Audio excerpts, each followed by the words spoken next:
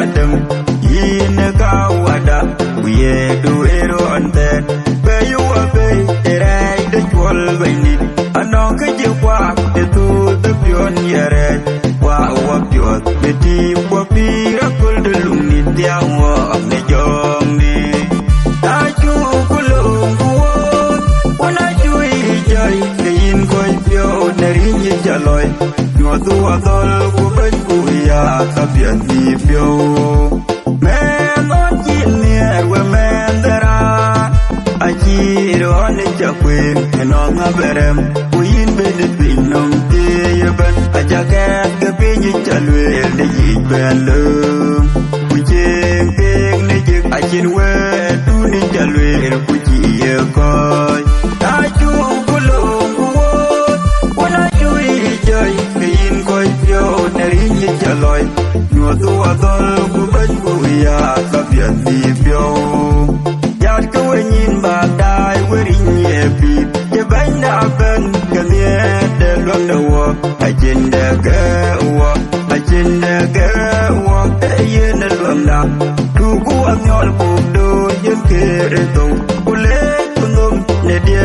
ku yin gunom de ta chu kulu wo wana ju yi jai yin koi pio ne rin yi jaloi no tu adol ku ben ku ya kabian ni pio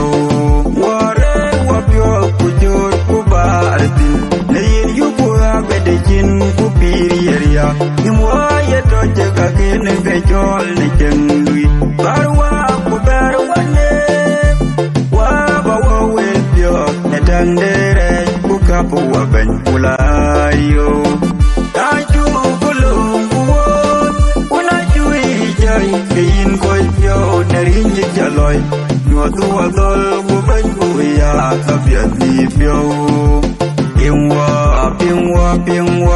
Pieng lang dan ya len ye pi wa keru jin wa julin baru wa ye me bedu e ke chi ke don ye pio win ya le ja te ta chu kulung wo wana chu yi jai kin ko pio ne rin ye jaloi no tu adol ku ben ku ya kabian ni pio yin ke wa myo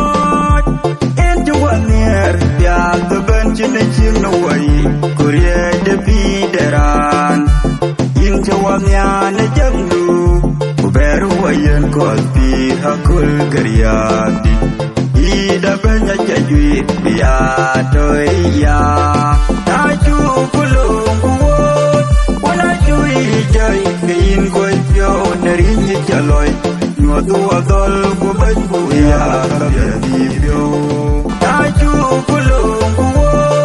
wana jui jai kein ko pio nerin jaloi